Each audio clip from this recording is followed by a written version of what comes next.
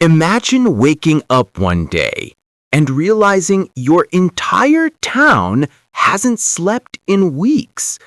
Not because they're restless, but because something, no one knows what, has made sleep impossible.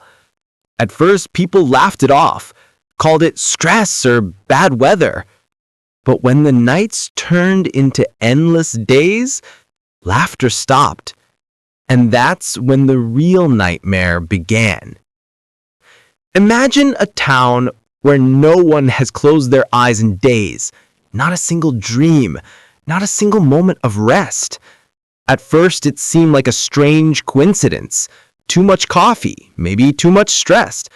But soon it wasn't just a few people, it was everyone, the whole town. Doctors couldn't explain it, and sleeping pills stopped working.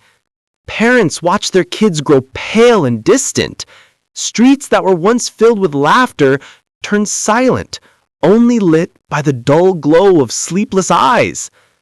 It all began in a small, quiet town, tucked between rolling hills and endless woods. A place where everyone knew each other's names, where nights were peaceful and mornings smelled like fresh bread and coffee. Life moved slowly there, almost too slowly, until one night changed everything. The people were ordinary.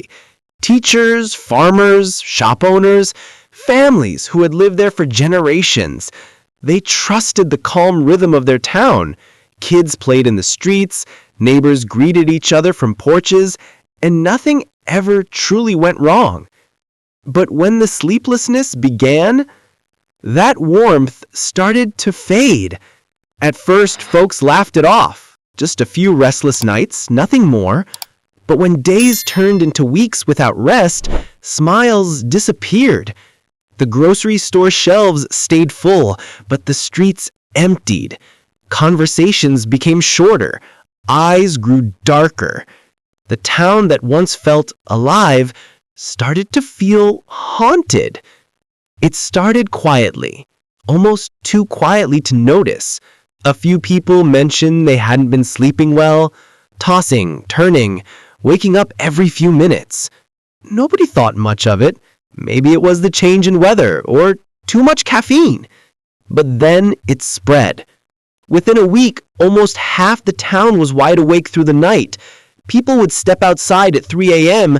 and see lights glowing in every window. Some sat on their porches, staring into the dark. Others wandered the streets, hoping exhaustion would finally win. Doctors ran tests, prescribed pills, suggested meditation and therapy, but nothing worked. People said they felt tired, painfully tired, but their bodies refused to give in. It was like something inside them had flipped a switch that could never be turned off again. Then came the other symptoms: hallucinations, mood swings, forgetfulness.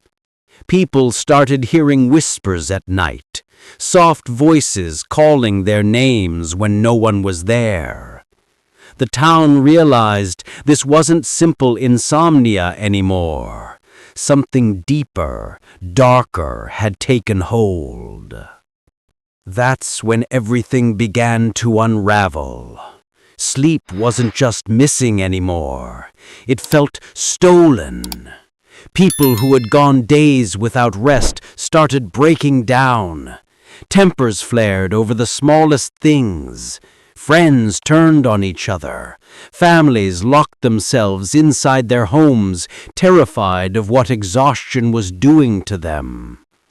Shops stayed closed, schools shut down.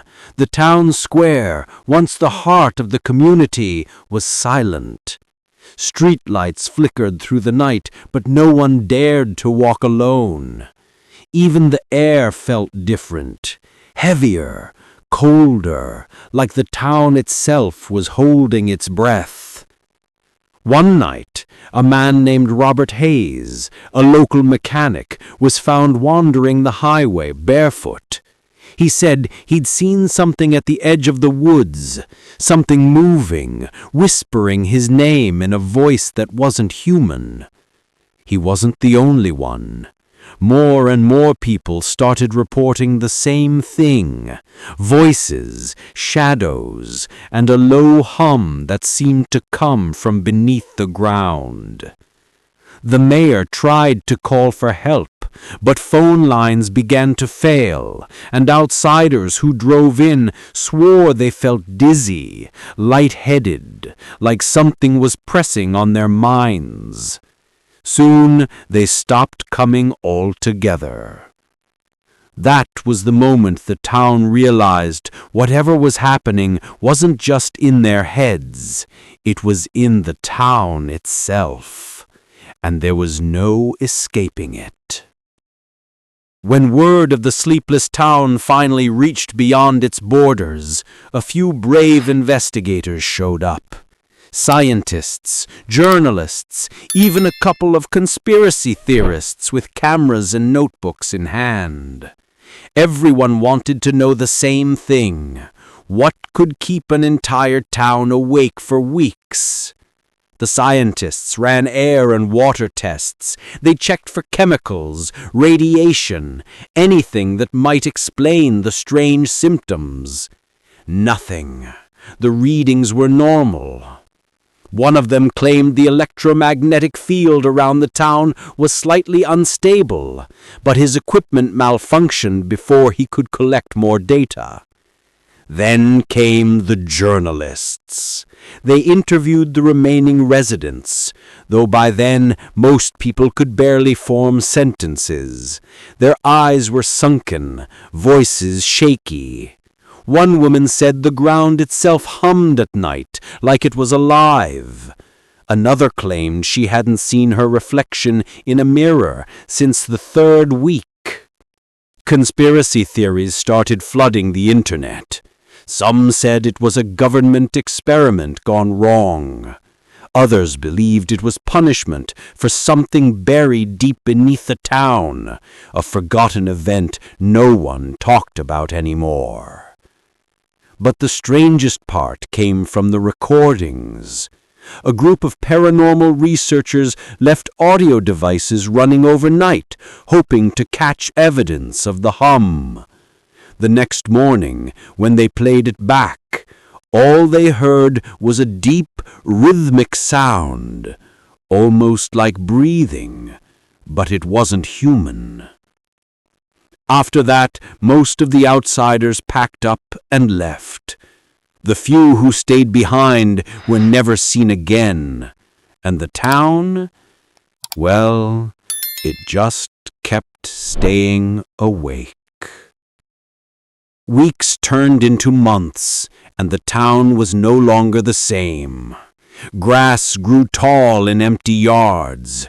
Windows stayed dark, though lights flickered behind curtains at odd hours.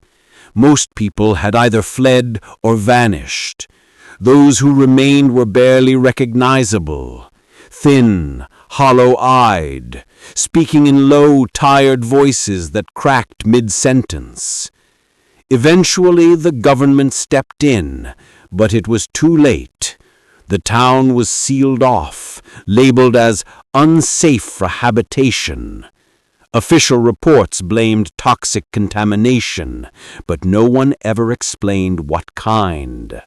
Locals from nearby towns said they still saw lights glowing there at night, even though no one was supposed to be living inside.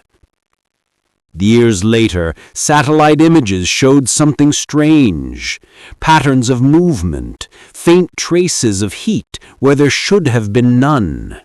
It was as if the town still had people, walking, moving, breathing. But when rescue teams were sent to check, they found nothing, just silence. The town was erased from maps soon after. Roads leading there were blocked, signs taken down, but every now and then travelers claim they've stumbled across it by accident.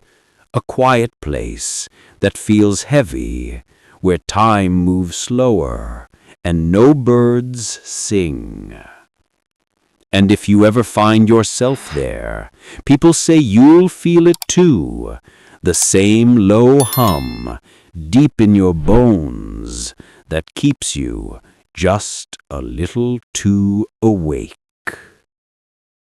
Some say the town still stands, trapped in an endless twilight between dream and reality.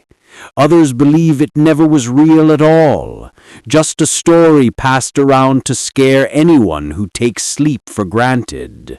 But every legend starts somewhere. Maybe the town was a warning. Maybe it was a reminder of how fragile our minds are when rest is taken away. So tonight, when you close your eyes, remember this.